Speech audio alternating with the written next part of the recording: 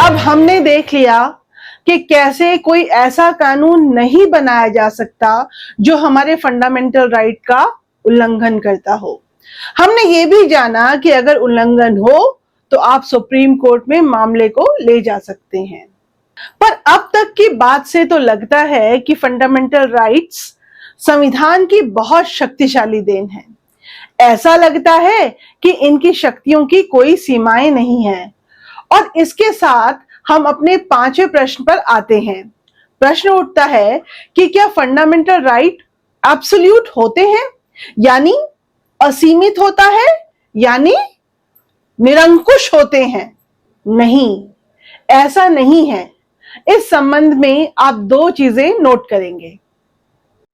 पहला तो ये कि राज्य फंडामेंटल राइट्स पर रीजनेबल रिस्ट्रिक्शन यानी तर्क संगत प्रतिबंध लगा सकता है, पर ऐसे प्रतिबंध लगाते समय देखना यह होता है कि वो रीजनेबल यानी तर्क संगत है कि नहीं। और यदि इस मामले में कोई विवाद होता है तो बात का निर्णय न्यायालय ही कर सकता है कि क्या लगाए गए प्रतिबंध रीजनेबल यानी तर्क संगत है या नहीं। दूसरा, फंडामेंटल राइट्स इसलिए भी असीमित नहीं है क्योंकि कई फंडामेंटल राइट्स पर तो स्वयं संविधान ही ऐसे प्रतिबंध लगा देता है। उदाहरण के लिए अनुच्छेद 19(1)(a) के तहत संविधान हमको भाषण और अभिव्यक्ति की स्वतंत्रता का अधिकार देता है, यानी right to freedom of speech and expression. पर क्या आप इस अधिकार का प्रयोग करते हुए कुछ भी बोल सकते हैं? नहीं, ऐसा नहीं है, क्योंकि संविधान का अनुच्छेद 19(2) यह भी कह देता है कि यह अधिकार राज्य को कोई भी ऐसा कानून बनाने से नहीं रोकेगा जो भारत की संप्रभुता और अखंडता, राज्य की सुरक्षा, विदेशी राज्यों के साथ मैत्रीपूर्ण संबंध, सार्वजनिक व्यवस्था, शालीनता या नैतिकता या न्यायालय की अवमानना, मानहानि या हिंसा के लिए उकसाने के संबंध में रीजनेबल रिस्ट्रिक्शन लगता हो। यानी अगर कोई नागरिक अनैतिक बात बोले, जैसे कि महिलाओं के प्रति अभद्र टिप्पणी करे या देश की सुरक्षा से संबंधित कोई गोपनीय यानी कि सीक्रेट बात दुनिया के सामने लाउड स्पीकर पर बताने लगे और कहे कि ये तो मेरी अभिव्यक्ति और भाषण की आजादी है, या फिर दूसरों को खून खराबे के लिए उकसाने वाले भाषण देने लगे, तो संसद ऐसी हरकतों को रोकने के लिए निसंदेह कानून बना सकती है। और आप जानकर हैरान होंगे कि संविधान के शुरू में ही इस तरह की समस्याएं आने लगी थी और लोग बोलने और अभिव्यक्ति की स्वतंत्रता का गलत इस्तेमाल करने लगे थे। इसलिए ये प्रश्न उस समय भी उठा था कि क्या बोलने और अभिव्यक्ति की स्वतंत्रता असीमित है? क्या सरकार के हाथ बंधे हुए हैं? क्या वो इस पर कोई कानून नहीं बना सकती? इसलिए संविधान के सबसे पहले संशोधन यानी अमेंडमेंट बिल में लिखा गया था कि the citizen right to freedom of speech and expression guaranteed by Article 19(1)(a) has been held by some courts to be so comprehensive as not to render a person culpable even if he advocates murder and other crime of violence। इसको हम हिंदी में समझते हैं। अनुच्छेद 19(1)(a) द्वारा गारंटीकृत भाषण और अभिव्यक्ति की स्वतंत्रता का नागरिक अधिकार कुछ न्यायालयों द्वारा इतना व्यापक माना जाने लगा है कि कई बार कोई व्यक्ति भले ही हत्या और हिंसा के अन्य अपराधों की वकालत करता हो, फिर भी उसे दोषी नहीं ठहराया जाता। और यह बिल आजकल का नहीं बल्कि 1951 का है, यानी कि संविधान लागू होने के बस 1 साल बाद का।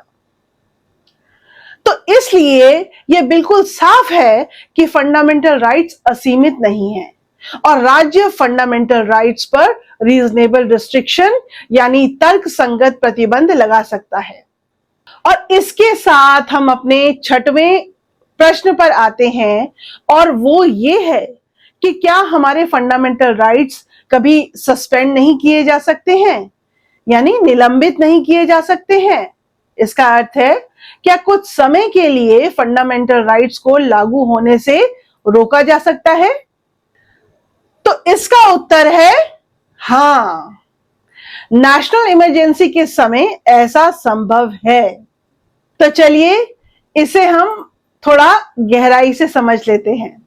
जब आर्टिकल 352 के तहत नेशनल इमरजेंसी लागू होती है तो आर्टिकल 358 भी लागू हो जाता है और सरकार पर आर्टिकल 19 के फंडामेंटल राइट्स का कोई प्रतिबंध नहीं रहता।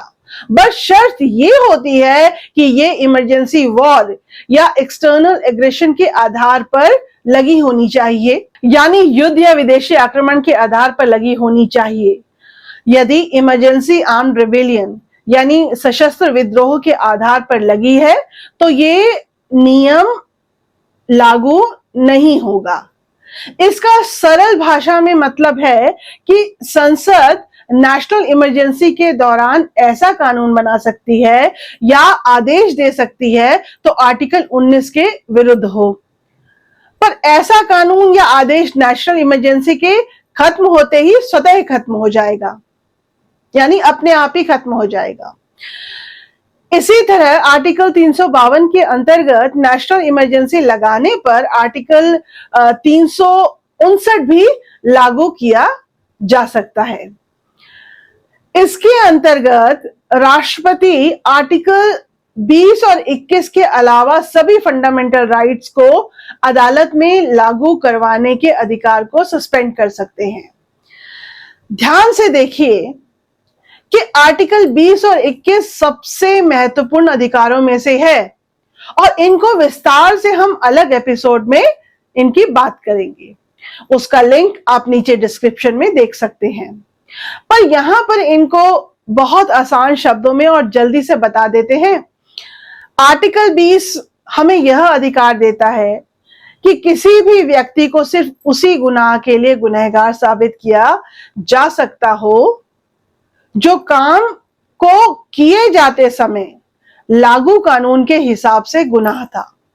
यानी ऐसा नहीं हो सकता कि जब आप कोई काम कर रहे हो उस समय के कानून के हिसाब से वो काम गुनाह नहीं है, पर 5 साल बाद कोई कानून बना दिया जाए और उस काम को गुनाह घोषित कर दिया जाए, तो इस बात की इजाजत नहीं दी जा सकती कि अब आपको उस कानून के तहत गुनहगार माना जाएगा।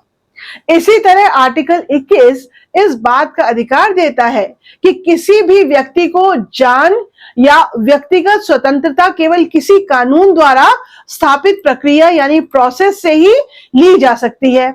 यानी अगर कोई अपराधी है और उसे मृत्युदंड मिलना चाहिए तो हमारे कानून में जो प्रोसेस है यानी जो प्रक्रिया है उसी के अनुसार उसे मृत्युदंड मिल सकता है, यानी उसका मामला अदालत में जाएगा, वहां उसको पूरी अपॉर्चुनिटी मिलेगी और सारे अधिकार मिलेंगे, तभी अंत में उसको मृत्युदंड मिलेगा। ऐसा संभव नहीं कि कोई एक अधिकारी या नेता या राष्ट्रपति या प्रधानमंत्री उसको बिना किसी प्रक्रिया के मृत्युदंड सुना दे।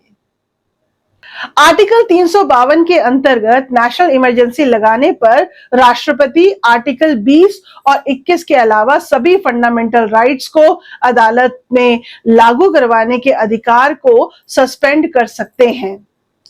इसके लिए जब नेशनल इमरजेंसी लागू होती है उस समय राष्ट्रपति अपने आदेश में यह भी बताते हैं कि कौन कौन से फंडामेंटल राइट्स निलंबित रहेंगे।